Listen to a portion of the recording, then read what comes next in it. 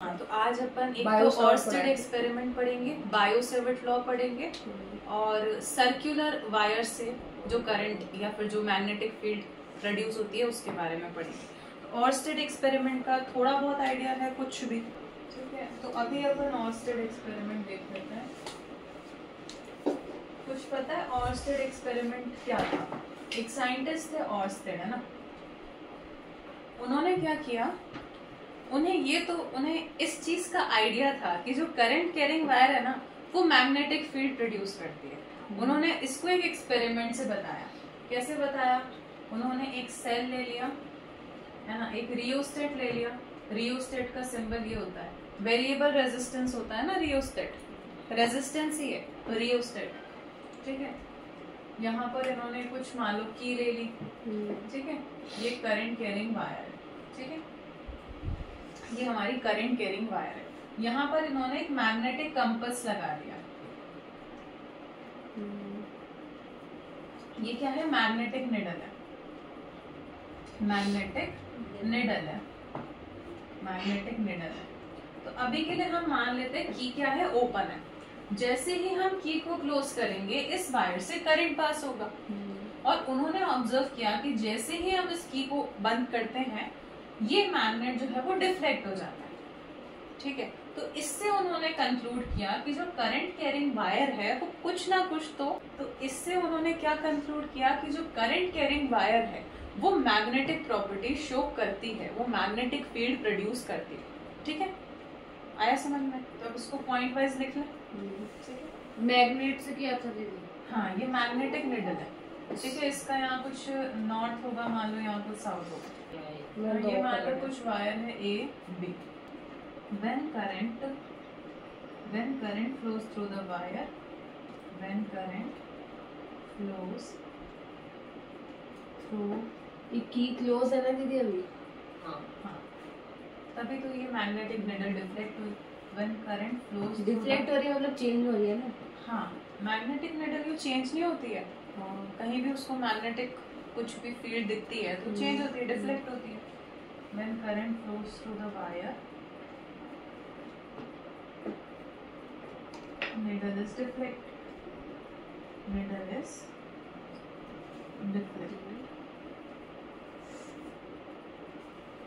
अच्छा, अगर करंट कम है तो इसका डिफ्लेक्शन कम होना चाहिए या ज्यादा होना चाहिए? करंट कम है तो कम डिफ्लेक्ट होगा ना, वो क्योंकि करंट की वजह से डिफ्लेक्ट होता है। हाँ, अगर करंट ज्यादा है तो डिफ्लेक्शन भी ज्यादा होगा। क्यों? क्योंकि मैग्नेटिक फील्ड भी ज्यादा बनी है। अगर करंट कम है तो कम डिफ्लेक्ट होगा। क्यों? क्योंकि मैग्नेटिक फील्ड भी कम बनी है। तो the angle of deflection, the angle of deflection, the angle of deflection depends on the change in current, the change in current।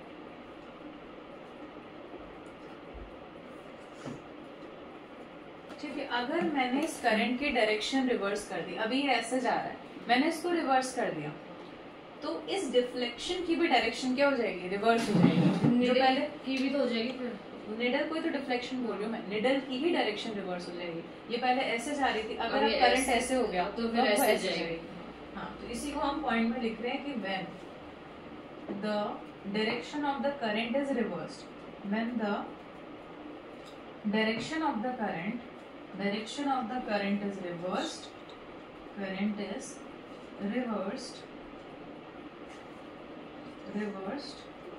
the direction of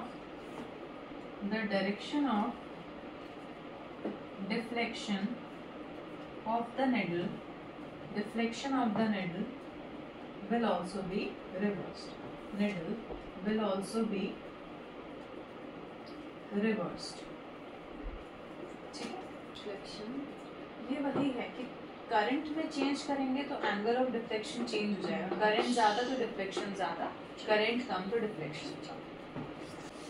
अब इससे हमारा क्या कंक्लूजन निकला कि करंट क्या प्रोड्यूस करती है? मैग्नेटिक। कंक्लूजन लिखो, conclusion, if a current flows through a wire if a current flows through a wire, it produces a magnetic field. It produces a magnetic field around it.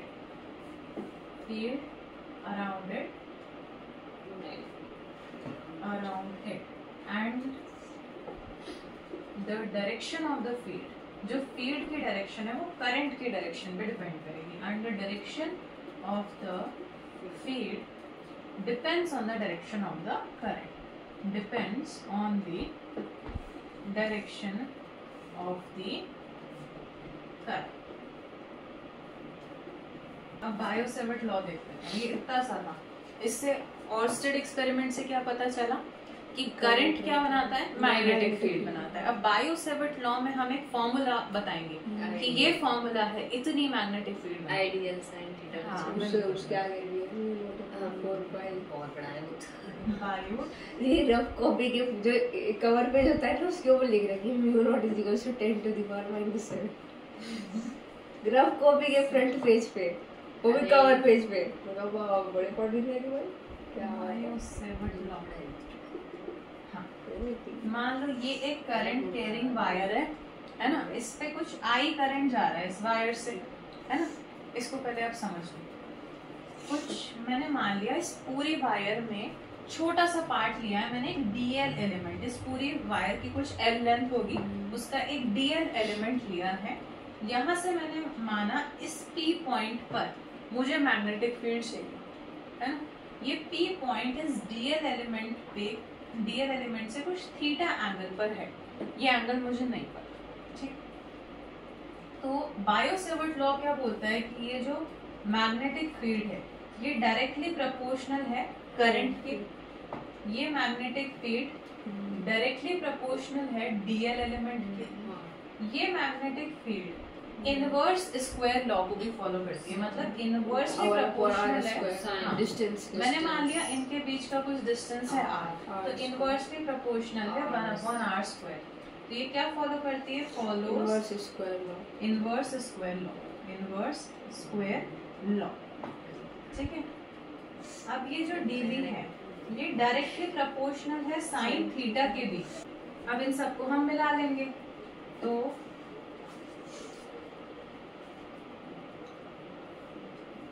by adding all of these हम क्या लिख सकते हैं, ये जो dB है ये I के भी डायरेक्टली प्रोपोर्शनल है, DL के भी, साइन थीटा के भी, और अपॉन r स्क्वायर के इनवर्सली प्रोपोर्शनल है. प्रोपोर्शनलिटी साइन हटाएंगे. हाँ वेरी गुड. तो आएगा mu naught upon 4 pi I dl sign theta upon r square. ठीक है. इस म्यू नॉट अपॉन 4 पाई को हम क्या बोलते हैं, 10 टू द पावर -7. इसकी वैल्यू है 10 की पावर -7. ठीक है. और अगर इसमें से इस 4 पाई को उधर भेज दिया, म्यू नॉट किया जाएगी. हाँ इसको मैं डाल देती हूँ. हाँ क्या हुआ, ये अभी लिख रही हूँ मैं, गई मेरे साथ लिखिए. म्यू नॉट अपॉन 4 पाई गया है 10 टू द पावर -7. तो म्यू नॉट हो गया 4 पाई इंटू 10 की पावर -7. इस म्यू नॉट को हम क्या बोलते हैं, परमिएबिलिटी. परमिएबिलिटी. वो क्या थी, एप्सिलॉन. परमिटिविटी ऑफ फ्री ये है space. Permeability of free free space. Space. ठीक है. अब इसको लिखो. ये तो पता है ना कि मैग्नेटिक फील्ड अगर कोई वायर में बन रही है तो कंसेंट्रिक सर्कल की फॉर्म में बनती है, ऐसे यू गोल. अब है ना जो अपन ने निकाली थी वो डीएल एलिमेंट की ली थी. अगर पूरी वायर के लिए निकालनी है तो इंटीग्रेशन कर दो. ठीक है. तो जो हमने डीवी बोला था तो उसको डायरेक्ट मैं बी लिख रही हूँ क्योंकि डीवी का इंटीग्रेशन करेंगे तो बी ही होगा. तो हो जाएगा integration of I D L sine theta upon R square. तो ये हो जाएगा टोटल मैग्नेटिक फील्ड का formula. Total magnetic field in wire. Total magnetic field. ठीक है. अब इसका वेक्टर फॉर्म देख लेते हैं. Vector form. अब वेक्टर फॉर्म कैसे लिखेंगे. अच्छा, अब इसका मुझे वेक्टर फॉर्म लिखना है तो एक यूनिट वेक्टर ऐड करना पड़ेगा. अभी ये क्या है, स्केलर है. I D L sine theta upon R square. ये पूरा क्या है, एक स्केलर फॉर्म है। स्केलर पे मुझे सिर्फ डायरेक्शन ऐड करना है, तो मैं आर वेक्टर ऐड नहीं करूंगी, मैं आर कैप ऐड करूंगी। क्यों? यूनिट वेक्टर यूनिट होगा। वेक्टर आर वेक्टर में तो उसका मैग्नीट्यूड भी होता है और डायरेक्शन भी होता है। मुझे सिर्फ डायरेक्शन चाहिए, तो मैं सिर्फ क्या ऐड करूंगी, आर कैप कैप ऐड करूंगी।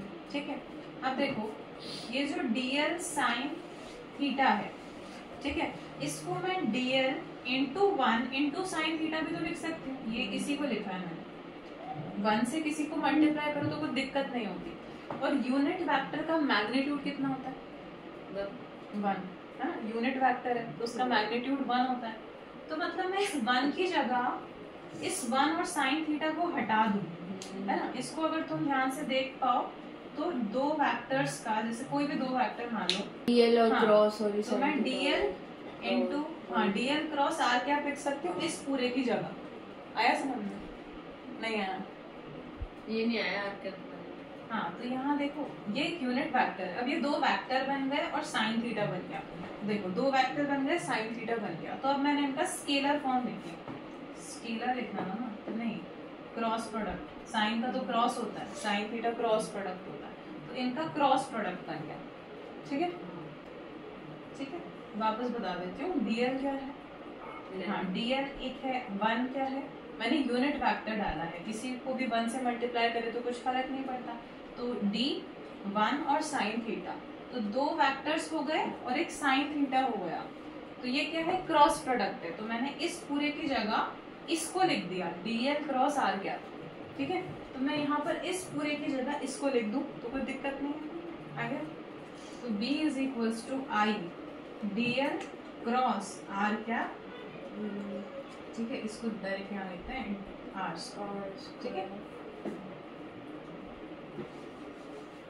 म्यू नॉट अपॉन 4 पाई तो लिखा ही नहीं, म्यू नॉट अपॉन 4 पाई, म्यू नॉट अपॉन 4 पाई। ठीक है, अब इस r कैप को r वेक्टर अपॉन r लिख सकते हैं, r कैप को। तो इस r कैप की जगह mu naught upon 4 pi I D L into इसकी जगह मैं r कैप अपॉन r लिख दूं और नीचे r स्क्वायर है, तो b क्या आ गया, mu naught upon 4 pi I d l I- r vector upon हाँ, I D l r vector upon r 2 है और ये 1 है, तो ये क्यूब बन गया। ऐसा ही दीदी इलेक्ट्रिक फोर्स का था एक। इलेक्ट्रिक फील्ड का भी वेक्टर फॉर्म किया था।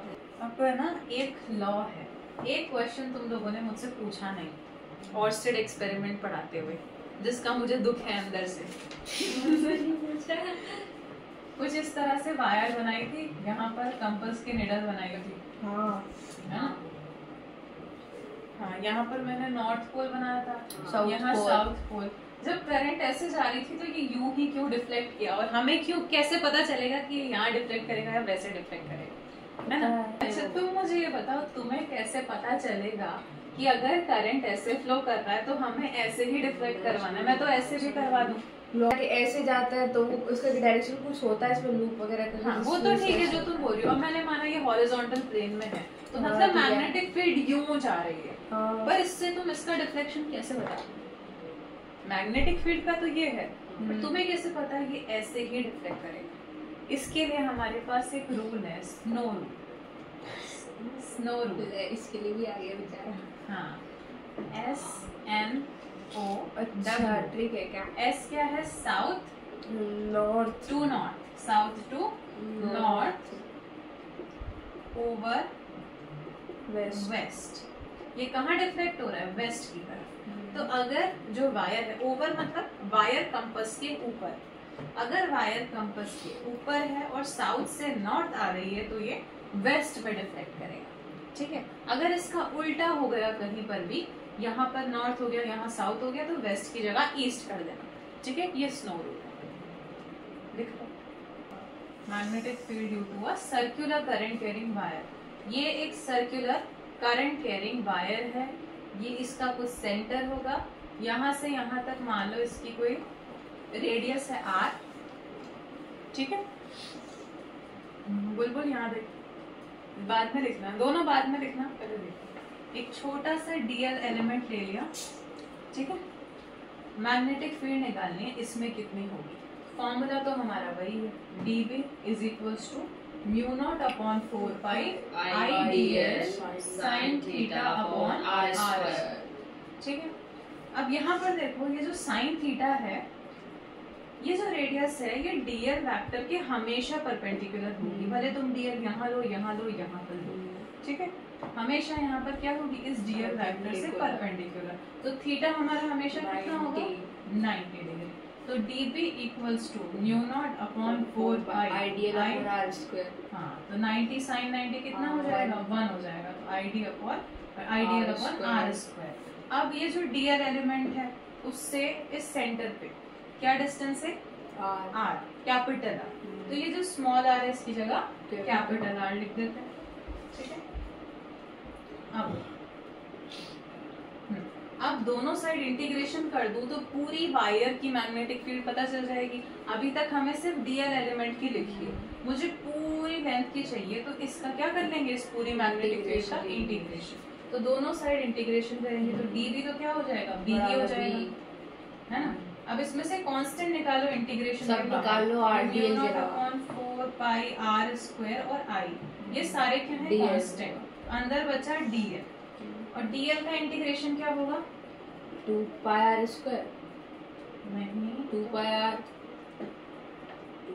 अरे इतना आगे मत बढ़ो, पहले dl का इंटीग्रेशन बताओ। तो dl l। हाँ, dl का इंटीग्रेशन l होगा। कैसे होगा l? पता है? dB का b होगा, dl का। अच्छा, इसके आगे कुछ भी नहीं है ना, हाँ। तो l की पावर 0 होगी। तो हमें इंटीग्रेशन का रूल पता है, 0 + 1 अपॉन 0 + 1। तो ये l की पावर 1 अपॉन 1 आया, तो l आया।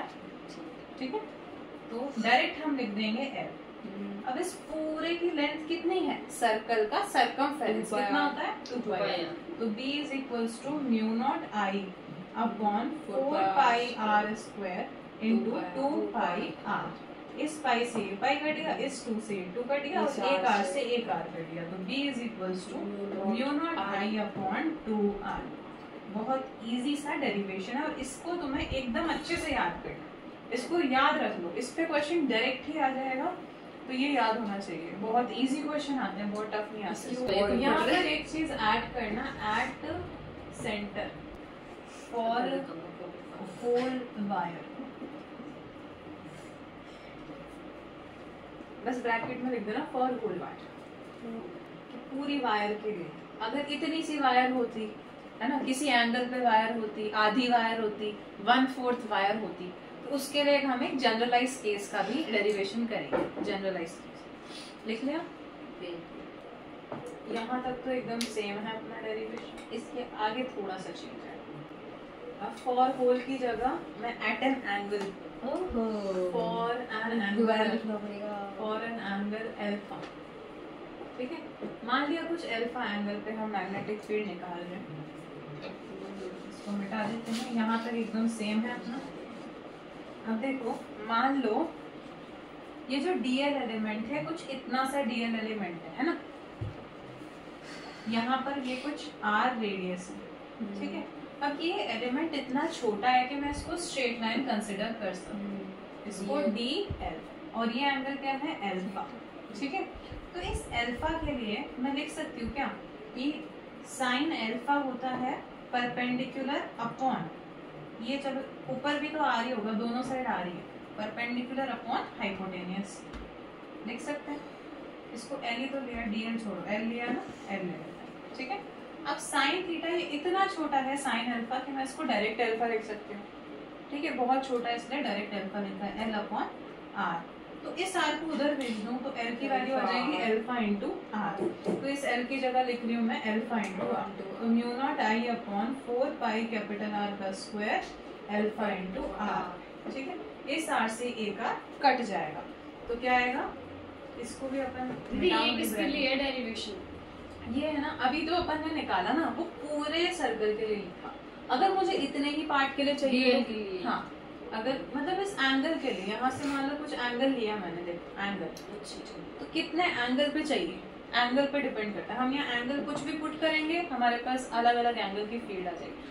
ठीक है, B is equals to mu naught I upon 4 pi, एक आर कट गया तो एक आर बचा और यहाँ अल्फा बचा। ठीक है, ये जनरल केस के लिए हो गया। अब इस अल्फा की वैल्यू क्या होगा? अगर इस अल्फा की वैल्यू पूरे सर्कल के लिए थीटा कितना होता है? 360 और 360 को हम 2 पाई लिखते हैं। तो इसकी जगह मैं अगर 2 पाई लिख दूं 4 पाई आर, इसकी जगह 2 पाई लिख दूं तो इस पाई से पाई कट गया, इससे ये 2 कट गया, तो mu naught I upon 2r। यही तो पिछले डेरिवेशन में प्रूफ किया, पूरे सर्कल के आ गया। मतलब अगर हमने सिर्फ ये फॉर्मूला याद कर लिया तो हम हाफ सर्कल के लिए, फुल सर्कल के लिए, क्वार्टर सर्कल के लिए, किसी भी सर्कल के लिए निकाल सकते हैं। ठीक है, तो ये डेरिवेशन कर लो, जनरल डेरिवेशन है, यहाँ मेंशन कर देना फॉर एन एंगल अल्फा। ठीक है, ऐसे नहीं, mu naught I upon 4 pi R alpha, यही फॉर्मूला हमने देखा। ठीक है, अब इसके केसेस देख लेते हैं। होल सर्कल का तो हमने देख लिया, म्यू नॉट आई अपॉन, इसके भी केस है। हाँ मतलब हाफ सर्कल के लिए, क्वार्टर सर्कल के लिए। अब क्वेश्चन अच्छा, में आ जाए हाँ। हाफ सर्कल या क्वार्टर सर्कल, तो फिर तुम्हें पता ना हो तो दिक्कत हो जाएगी। स्पेशल केसेस, जैसे कि फर्स्ट केस है for half circle, for half circle है ना। देख, अगर हमारे पास इतनी वायर है तो ये कितना एंगल बना रही है? यहाँ से यहाँ तक कुछ आर होगा, यहाँ से यहाँ तक कुछ आर होगा, कुछ डीएल एलिमेंट है। कितना एंगल बन रहा है? 180। 180 कितना होता है रेडियन में? ये देखो, ये रिलेशन याद रखो, पाई इक्वल्स टू 180 डिग्री। बस ये एक रिलेशन याद रखो, इससे सारे रिलेशन निकालेंगे हम। अगर देखो, अगर 180 डिग्री पाई है तो 1 डिग्री पाई अपॉन 180 होगी, तो ऐसे निकाल लेना। ठीक है, तो 180 तो सीधा पाई हो गई, तो 180 कितना है? पाई है। तो यहाँ पाई पुट करो, b is equals to mu naught I upon 4 pi R into pi. इस पाई से पाई कट गया, तो b is equals to mu naught I upon 4 R. ये आ गया हमारा हाफ सर्कल के लिए। सब डायरेक्ट याद रखना है। फुल सर्कल के लिए 2 आर था, हाफ के लिए 4 आर हो गया, और कम हो गया ना। ठीक है, इसके बाद कौन सा है?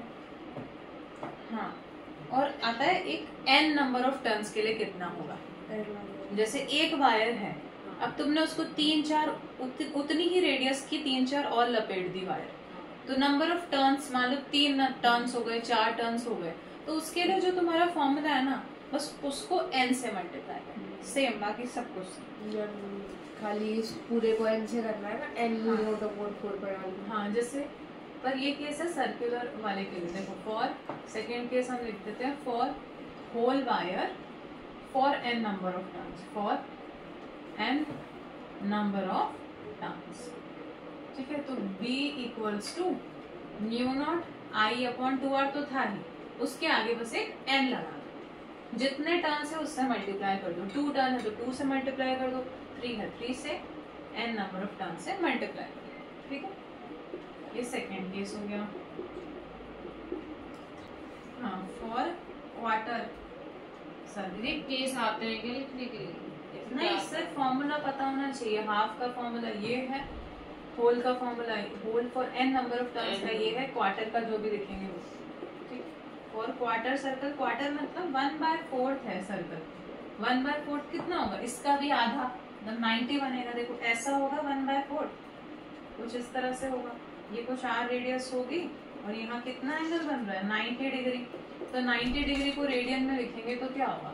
1 डिग्री कितना है? Pi upon 180। तो 90 क्या होगा? 90 इंटू पाई अपॉन 180। 0 से 0 कैंसिल, 9 2 जा 80, तो पाई अपॉन 2। तो 90 कितना होता है? Pi upon 2 radian. तो इसमें पुट करो b is equals to mu naught I upon 4 pi R, alpha की जगह रख देंगे पाई अपॉन 2।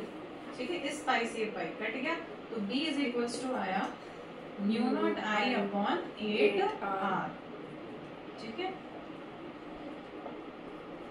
ये क्वार्टर सर्कल के लिए 1/4 सर्कल के अभी भी और 3/4 सर्कल। ठीक है, 3/4 कितना होगा? अब चलो ध्यान दो। हाँ, 3/4 क्या बताया था? 1 डिग्री पाई अपॉन 180 रेडियन है। हाँ। तो 3/4 एक सर्कल में होता है 360 डिग्री एंगल, उसका 3/4 कितना होगा? काटो उसको, 4 9 36, 270 डिग्री।